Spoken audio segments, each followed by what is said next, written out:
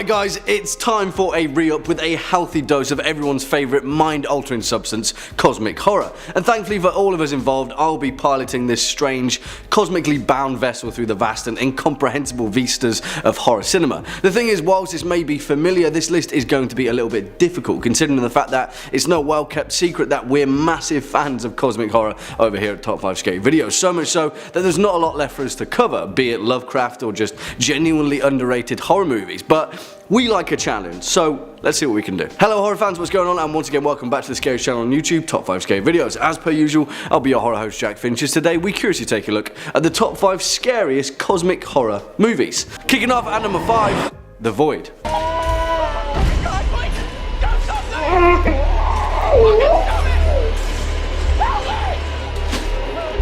We cannot make this list without featuring 2016's The Void somewhere on it, and still, strangely enough, I don't know why, but this film gets brushed off as a terrible example of dialogue, set design, characterization and just screenwriting in general, that I'm starting to think that someone, somewhere, has a massive grudge against this movie and they're leading some bizarre slandering campaign against it. Also, as a side note, because I'm not trying to defend the plot of this movie, because truthfully, I don't think it needs defending because it's awesome, but one of my favourite new tidbits of information is to look at this movie as a sequel to a movie that never got made. Really, because if you play along with that, this is like watching Halloween 2 without knowing what Halloween 1 is or what even happened.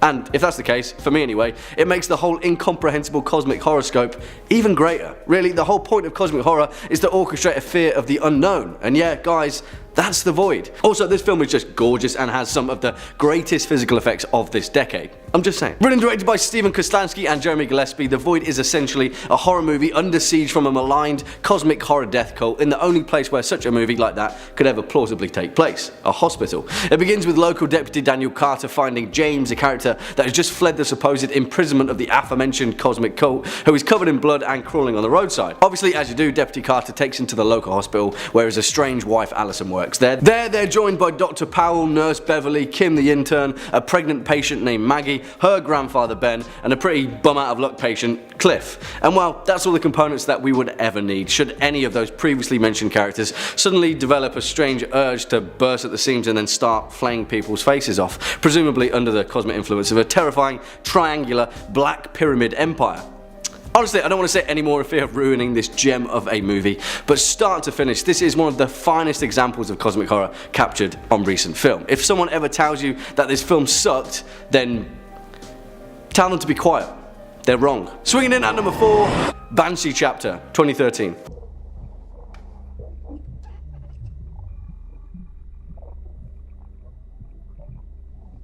Can't see anything.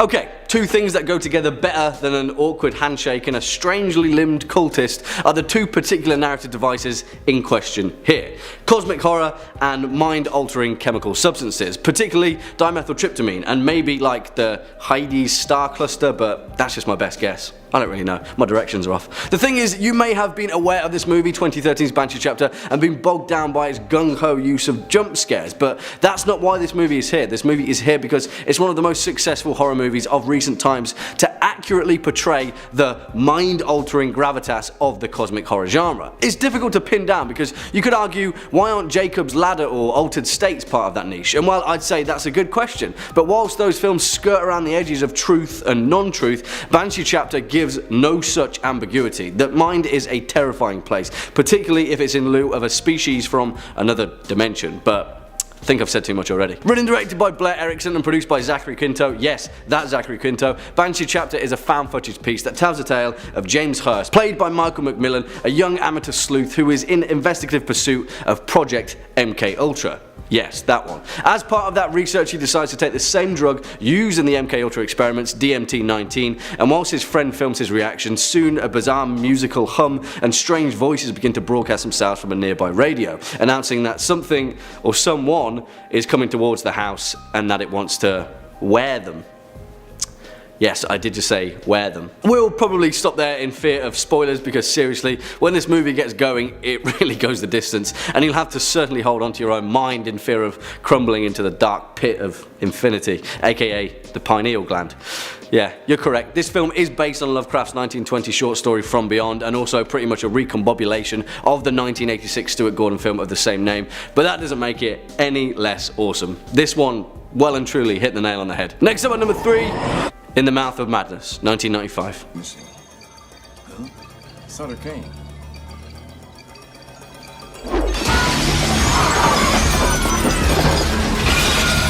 Do you read Sutter Kane? And listen guys, I could stand here all day with a smile on my face and that could probably suffice for this particular number 3 entry, but really, I'm sure that we can all hold this film up in the highest of regard as one of the finest examples of not only cosmic horror, but metafictional, physical, maybe, horror. You see, John Carpenter is a genuinely sublime filmmaker and he took all of the key components laid out by Lovecraft and decided to retroactively fit his own form into cosmic horror. In many ways, I like to think of In the Mouth of Madness as a greatest hits version of everything that makes the strange and the bizarre tick. And so you may be thinking, why the hell is it only number 3 then? Shut up, Jack. And whilst my response to that is our final 2 entries are as close to cosmic horror perfection as it can come, this one is perhaps the gatekeeper. Although it will just take a moment or two of folding your own existence upon itself and then being chased down a corridor of unspeakable horror. But that would be spoilers, wouldn't it? So let's not do that. Written by Michael DeLuca and forming the 3rd and final installment of John Carpenter's Apocalypse trilogy, In the Mouth of Madness tells the tale of John Trent, played by the brilliant Sam Neill, a freelance insurance investigator who is tasked with investigating a claim by a New York-based literary giant, Arcane Publishing. Eventually, after being attacked at lunch by an agent with an axe, Trent is informed of the disappearance of Arcane Publishing's biggest asset, Sutter Kane, a horror novelist who has taken the world by storm and has seemingly slipped off the face of Earth after writing his final manuscript for his final novel. And as the case gradually unravels itself, Trent laughs off the claims that Sutter Kane's novels can cause disorientation, memory loss, and even hysteria in less stable readers. Do you read Sutter Kane? Of course he doesn't, not yet anyway. Listen, we'll stop there in fear of spoilers, but really guys, if you haven't been able to decipher by now, In the Mouth of Madness is one of the finest cosmic horror movies ever made, and I'm not entirely sure whether even it knows it. Coming in at number 2, Annihilation, 2018. There is something about Oscar Isaac's demeanour in that scene that truly disturbs me, and believe me guys, that isn't even the half of it. In fact, that's just the beginning. Now you may be scratching your head a little bit and questioning as to how 2018's Annihilation can reach such lofty heights so quickly, but guys, I'm fairly certain that when it comes to cosmic horror, this movie is near perfection. Perhaps it's down to the framing of the movie itself, or perhaps it's the absolutely brilliant source material that is based upon Jeff Vandermeer's Southern Reach trilogy. Maybe it's the physical effects, maybe it's the genuinely awesome use of CGI in this movie, which is rare. I don't know guys, but Annihilation strikes a chord somewhere. It's a puzzle of a movie and every single frame offers something uniquely disturbing. That one feeling that chimes louder than any other emotion when facing down cosmic horror. Confusion. But not in the contrived sense, because really, narratively and visually, this film is incredibly straightforward to follow, but the small, strange pit stops in between, I haven't got a clue. Annihilation scares me in a way that few horror movies do. It's the incomprehension of it that somehow wraps its tentacles around your mind. And also, it's such a pretty picture that it's damn near impossible to look away from. Take note, Eldritch Overlords. Or actually, don't. Written and directed by Alex Garland and based upon the 2014 novel of the same name by Jeff Vandermeer, Annihilation tells the tale of a strange landscape at the edge of the southern United States, an anomalous zone known as the Shimmer, that after a strange meteor landed off the coast of a lighthouse 3 years prior to the event of the movie, began to cause some increasingly perplexing biological occurrences. It stars Natalie Portman as Lena, a member of one of the exploratory expeditions tasked with investigating the zone, and after her husband's group goes missing, she heads on in alongside her own crew. A psychologist, Dr. Ventress, a physicist, Josie, a geomorphologist, Cass, and a paramedic, Anya. And believe me, they're going to need all of the expertise that they can muster.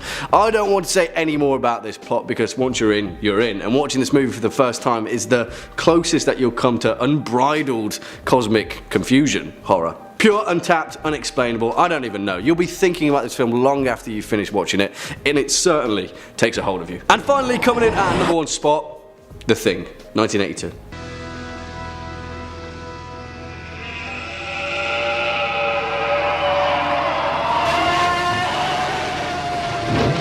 And this is the part of the episode where I talk about how you wouldn't be expecting this movie and then trying to justify why it's here, yada yada yada. But listen guys, I know that in the past I've deliberately left off the thing down to the credit that it has already garnered because it's one of the best films ever made. But when we hold it up to this list in particular, there is no other movie that could take the #1 spot. The Thing is the definition of cosmic horror. It checks all the boxes, every anomalous detail, every extra tendril and elongated spine, every strange, horrifying, otherworldly scream from the begotten corners of space, hell and damnation, and all of the creatures that it consumed along the way.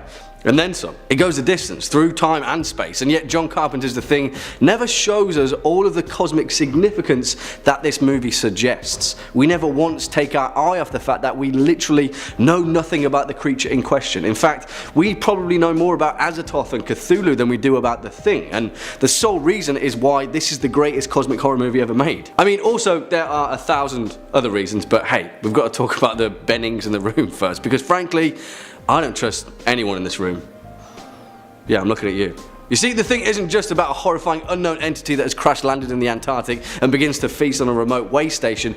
It's far more than that. It could have been that, and it probably would have still been a different movie, but The Thing is deeper than that. It's psychological. It's a story about paranoia and mistrust, and it's about how quickly the bonds of loyalty and trust can be frayed by an outside source. Admittedly, none of us would ever really stand a chance when facing down The Thing, but yeah, that goes without saying. I don't need to tell you anything about this movie from a narrative perspective, because if you haven't yet seen it, stop what you're doing and go and watch the greatest cosmic horror movie ever made. If not, the greatest horror movie ever made. Yeah, that's all there is to it. The Thing, #1.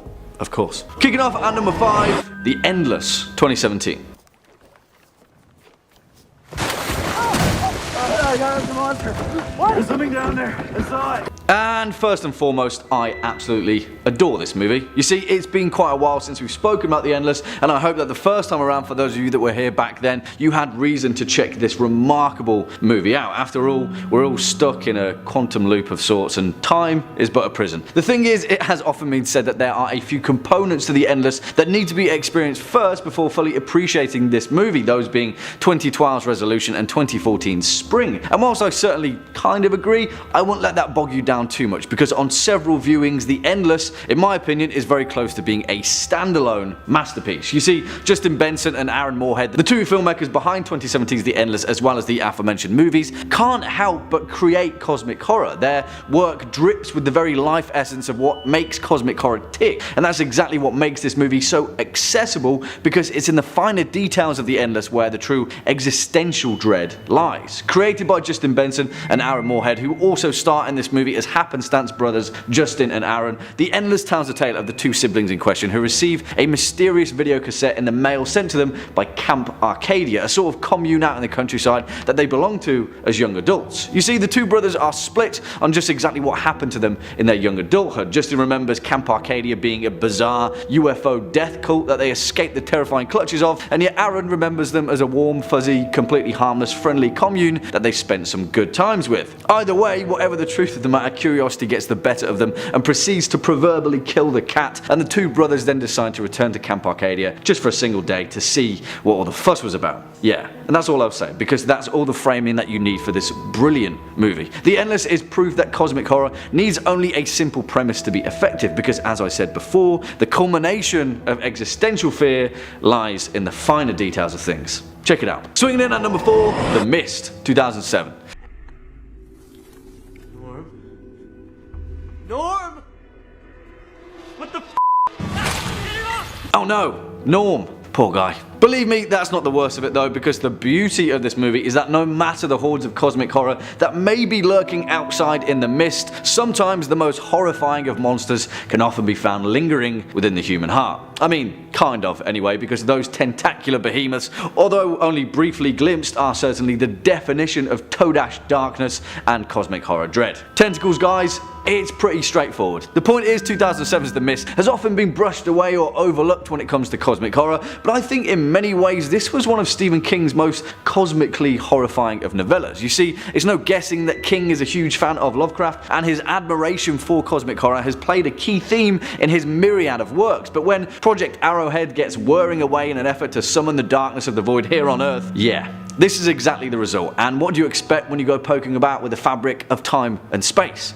Not again. Written and directed by Frank Darabont, who is perhaps the rare breed of filmmaker who has actually managed to do justice to Stephen King's prose. Of course, 2007's The Mist is based on King's 1980 novella of the same name. And although Darabont's interpretation certainly does justice to the narrative, it also features an entirely iconic and original ending that made even Stephen King shudder, but we don't want to spoil that now, do we? It tells a tale of David Drayton, played by the absolutely brilliant Thomas Jane, as he and his 8-year-old son Billy head to the local supermarket to pick up some supplies. Little do they know, but their small town of Bridgeton, Maine has actually been the site of a series of government operations that has led to a bizarre, all-consuming mist that descends around the town. Oh, and within that mist come a whole host of tentacular monsters. Again. Also, Mrs. Carmody, everybody, and we all know that she's just the worst. The point is, if you haven't experienced this remarkable adaptation, then you certainly should. The Mist is the best kind of cosmic horror in its straightforwardness, and I do think I'll never truly recover from that ending.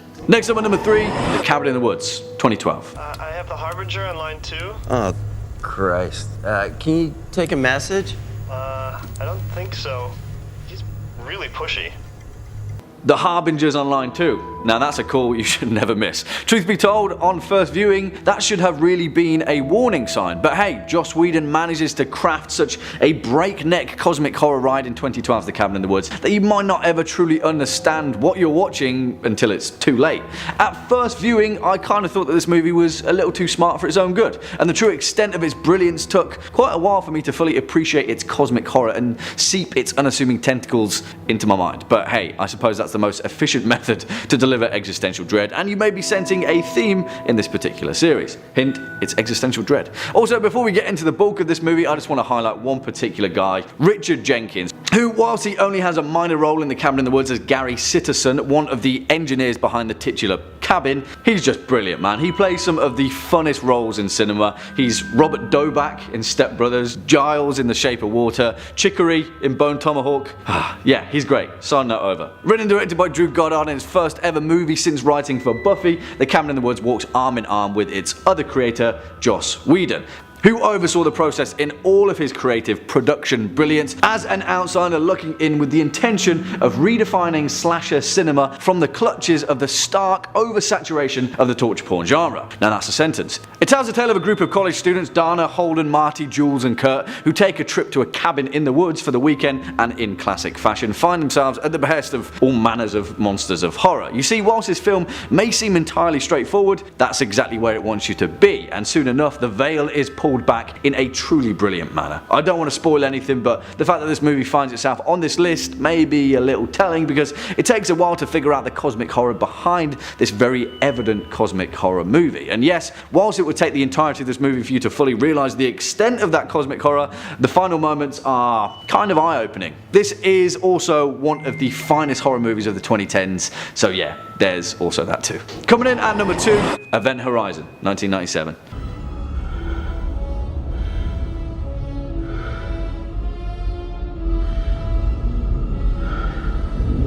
Okay, you guys saw this one coming, right? I mean, whilst this remarkably underrated movie also managed to find its way onto the first part of our list as its honourable mention, now that we've got space for a part 2, it's only right that we give it fair list service. And talking of space, this is also perhaps the only movie that manages to go to the titular void in its pursuit of discovering the cosmic horror behind the horror. Also, talking of space travel, and before we talk about the many injustices that have befallen this movie, the fact that Event Horizon is so underrated as a horror movie is one thing, but it's also underrated as a straight up science fiction success, because the physics behind this movie are remarkably sound. A black hole wormhole as a means for instantaneous space travel. Yeah, now we're thinking with pause, guys. However, the events of this movie will certainly make you think twice about the true extent of that, so yeah, be careful what you wish for, really. Written by Philip Eisner and directed by Paul W.S. Anderson, a director who historically has certainly been more missed than hit, and which may also form part of the reason that Event Horizon is often so overlooked. That's just not the only reason that you should check it out. This film is horrific, man, on an existential level. Set in 2047, Event Horizon tells a tale of a rescue vessel, Lewis and Clark, that is dispatched to an area of Proxima Centauri to recover a long-lost vessel, the Event Horizon, that disappeared during its maiden voyage and had been considered lost for over 7 years before the brave crew of the Lewis and Clark decided to do something about it. Its crew, Captain Miller, played by the brilliant Lawrence Fishburne, alongside Lieutenant Stark, Pilot Smith, Medical Technician Peters, Engineer Ensign Justin, Dr. DJ, Rescue Technician Cooper, and of course Dr. William Weir, played by Sam Neill himself, the genius architect behind the Event Horizon's pioneering spacefaring technology. You see, Dr. Weir has a personal interest in rescuing his long-lost ship, as he was the one who designed the ship's experimental gravity drive, which in turn generates an artificial black hole that then bridges 2 points in space-time for instantaneous travel across astronomical distances. Sounds too good to be true? Well, yeah, I'll say no more. The performances of the film are fantastic. Sean Pertwee, Jason Isaacs, Kathleen Quinlan, Richard T. Jones, Jolie Richardson, and of course Neil and Fishburne themselves. This movie is great. It's as cosmic horror as it comes. Give it a watch, please. And finally, coming in at number 1 spot, Prince of Darkness, 1987. Suppose there is a universal mind controlling everything, a God willing the behavior of every subatomic particle. Okay guys, maybe you saw this one coming, maybe you didn't, but for the astute amongst you, you'll understand that John Carpenter's Apocalypse trilogy is now 3 for 3 on this cosmic horror list, and rightly so in my book. Yeah, The Thing pinched number 1 comfortably, and 1995's In the Mouth of Madness snipped a respectable 3rd spot, although it probably could have punched much higher. I'll just be in whatever. But I think the one that we left out, 1987's Prince of Darkness, rightfully deserves its placement here for an entirely different reason. Compared to the other 2 movies in the Apocalypse trilogy, Prince of Darkness is wholeheartedly unique, and in many senses it's one of the most unique films that John Carpenter has ever created. Yes, this movie is the definition of cosmic horror, but from an entirely different perspective. You see, this film handles religion in a manner of such cosmic significance that it turns the concept of an ape living on a pale blue dot who worships an all-powerful entity in the sky into one of the most existentially terrifying things imaginable. Now, that's not to say that this movie sets about to offend anyone, it just switches the way that we think of these things, and that is a remarkable thing for a horror director to do. Written and directed by John Carpenter, Prince of Darkness tells a tale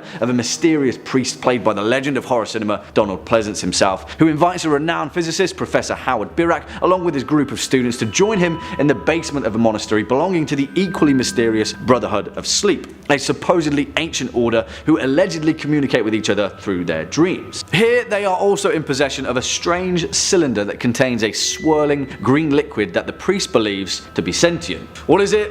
Well, that's down to physics to decide. You see, the greatest function of John Carpenter's Prince of Darkness is that it manages to take the vast expansive space of cosmic horror and distill it down to a different level of existential dread. It takes the macro to the micro, and some of the themes that it covers, whilst perhaps not as obvious as some of his other movies, are some of the most challenging in cosmic horror cinema, if not horror cinema as a whole. And for that reason, it takes our number 1 spot here today. Give it a watch, because Prince of Darkness is just awesome. It really is. Coming in at 5, Pontorum. Released in 2009 and directed by Christian Albert, Pontorum centers on 2 astronauts that wake up in what seems like a pitch-black spacecraft. Disoriented and unable to remember who they are or what their mission was, they quickly discover they are not alone. Now, solely based on aesthetics, Event Horizon and Pontorum have a lot in common. And a quick fact for you folks out there, the word Pontorum actually refers to what happens to the human psyche as a result of deep space hibernation. It is characterized by a feeling of abandonment and hopelessness alongside dementia symptoms. Now, the movie literally begins with 2 flight crew members waking up from hibernation on board the Elysium, only to discover it's abandoned and experiencing power fluctuations. They explore and discover some crew members alive and sane, alongside cannibalistic humanoid creatures that are hunting them down. Now, this particular film does have many ties to Lovecraftian horror, because the madness does not come from the creatures themselves, but the humans who are pushed to insanity. Coming in at number 4 is Maki. Released in 2000 and directed by Higuchinsky, the movie centers on Kiri and Shuichi, who are friends in a small town who begin to notice that Shuichi's father, Toshio, has become utterly obsessed with snails, videotaping them in his garden and gathering items that resemble the spiral patterns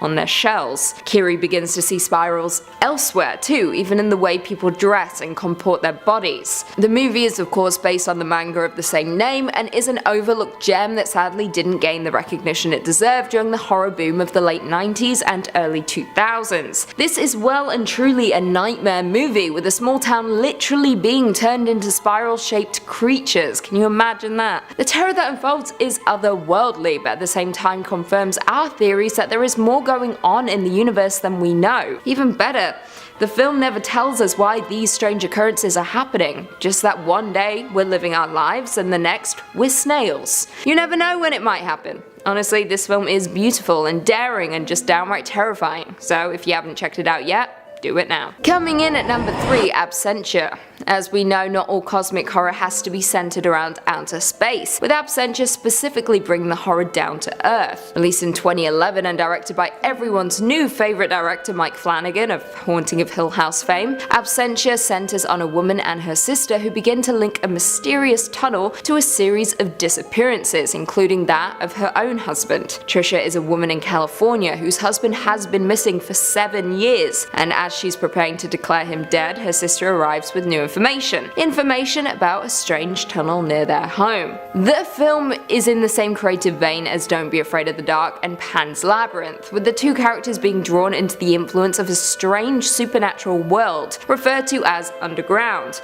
by people who have been there. Now, what makes this movie so effective is the simple fact that the creatures in the movie are so rarely seen, as is the underground itself, with the film focusing more on character development than flashy effects. Never quite get a good look at the monsters, they are always just at the edge of your vision, and although you see very little, the film is still incredibly effective and successfully plays with the audience's imagination. Definitely check it out. Coming in at number 2, Pulse. No film in the horror genre has successfully captured the concept of loneliness quite like Kiyoshi Kurosawa's Pulse. The plot centers on ghosts invading the world of the living via the internet and features 2 parallel storylines. Now, the movie gives new meaning to the word haunting, as it manages to show us a world where even the undead dread the feeling of loneliness and being alone in the universe.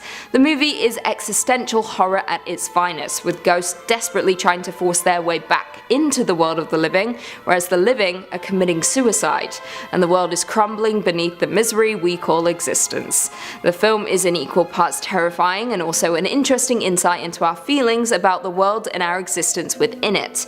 Plus, no fear is as great as the fear of not feeling anything at all. The film received rave reviews upon release, with the New York Times stating, "There are very few moments in Kiyoshi Kurosawa's fiercely original, thrillingly creepy horror movie that doesn't evoke a dreamlike dread of the truly unknown." And honestly, no truer words have been spoken. This film should be feasted upon, and if you haven't checked it out yet, go do it now. And finally, coming in at number 1, Sunshine. Directed by the legendary Danny Boyle and released in 2007, Sunshine centers on a team of astronauts who are assigned the huge responsibility of saving the sun. That's right, the entire sun.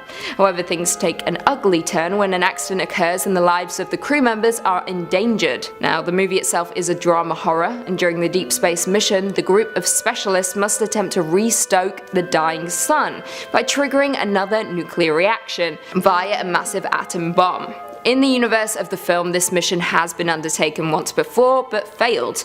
Thus, every decision the crew members are forced to make invokes a sense of pressure, an entirely real pressure. Now, during this, there are external forces at play that are working to sabotage the important mission, cosmic creatures. However, we don't see them, not at first. Instead, the movie relies on psychological tactics, making it feel like the crew are being driven to the point of madness. Coming in at 5, Life. Life is a 2017 sci-fi horror movie directed by Daniel Espinosa and follows a 6-member crew of the International Space Station that uncovers the first evidence of life on Mars. Now, while Sunshine, a movie we discussed in part 3, deals with what is potentially the end of life on Earth, Life is more concerned with some potential life forms on Mars. One member of the crew manages to revive a cell from a sample of an extraterrestrial organism. However, it rapidly grows into a multicellular organism that starts out as a scientific breakthrough but quickly turns into a creature feature when the organism escapes its containment unit and begins to consume whatever organic life it comes across. Life draws inspiration from The Thing from Another World, aka the novel which inspired the movie The Thing, particularly in terms of its monster. The alien itself, dubbed Calvin, possesses a ruthless survival instinct that pits it against the crew of the ISS. From a story and visual standpoint, the film shares a common theme with Alien, a movie which may make an appearance further down our list. The film depicts effortless effortlessly the claustrophobia and isolation of space,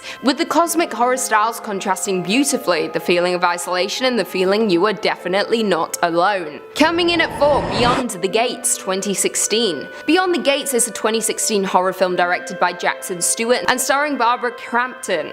The film follows two brothers who, after the mysterious disappearance of their father, reunite to sift through the contents of his VHS rental store. Among the inventory they discover an interactive VCR board game which their father viewed just before he vanished. Intrigued as you would be, the boys pop in the tape, press play, and soon discover that it's far from an ordinary game. The video is a portal to a nightmarish alternate reality. The film is an homage to 80s horror, with the VHS board game being hugely popular back in the day. I know that for a fact because my family owned Atmosphere, one of the most terrifying games I've ever played. Look it up if you don't know what I'm talking about. Anyway, I digress. The film is very much a cosmic horror, with the two brothers being drawn into another dimension beyond their understanding, in which they have become trapped. If you love 80s and bisexual lighting, you will love Beyond the Gates. Coming in at 3, Life Force, 1985. Life Force is a 1985 British science fiction horror directed by Tobe Hooper, the man behind the original Texas Chainsaw Massacre, and written by Dan O'Bannon, the man behind Alien. The movie is based on Colin Wilson's 1976 novel The Space Vampires, and portrays the events that unfold after a trio of humanoids in a state of suspended animation are brought to Earth after being discovered in the hold of an alien spaceship by the crew of a European space shuttle. While not based directly on the mythology of Lovecraft, Life Force does share many similar themes, like the rest of our list. It depicts a cold, uncaring universe, and has of course the star-spawned horrors thing going for it as well. Not to mention it takes the old vampire tropes and looks at them through the lens of science rather than superstition, making Life Force a breath of fresh air. The movie was conceived by Hooper as a love letter to the Hammer horror films of his early career. The special effects are impressive, even by today's standards, and while the movie's lineage to Hammer horror is apparent, it is also very much a cosmic horror, maybe even more so. Yeah, I said it. Coming in at number 2, Europa Report, 2013. Europa Report is a 2013 sci-fi film directed by Sebastian Cordero, and is a found footage film that recounts the fictional story of the first crewed mission to Europa, one of the 4 Galilean moons of Jupiter, following the discovery of water on it. However, we know from the beginning something is to go awry. The crew lost contact with mission control nearly a year ago. All of the footage we see comes from the crew's journal updates, and the updates have been edited together with commentary by their commanding officer on Earth. Now, the film is in a similar vein to Sunshine, a movie we discussed in part 3 of our list, as the horror comes from other humans instead of from an outside force. The film also draws inspiration from Stanley Kubrick's 2001 A Space Odyssey in its execution. Now, many folks will argue that it is far from a cosmic horror, let alone related in any way to Lovecraft, simply because there is no outside force at play, merely the downfall of humans. However, the horror comes to us through the loneliness of space and existence, themes that are prevalent in the world of Lovecraft, not to mention the way in which the crew interact with each other, and in the way that they deal with their deteriorating situation. The film is also one of the most beautiful horror films I've ever watched. You should definitely check it out. Finally, coming in at number 1, Alien, 1979. Alien is a 1979 sci-fi cosmic horror directed by Ridley Scott. The movie follows the crew of the commercial space tug Nostromo, who encounter the eponymous alien, a deadly and aggressive extraterrestrial set loose on the ship. Now, surprisingly, Alien isn't always viewed through the lens of the cosmic horror genre, however, I'm here to right that wrong. Starring the legend that is Sigourney Weaver, Alien is by far one of the best examples of cosmic horror due to the simple fact that,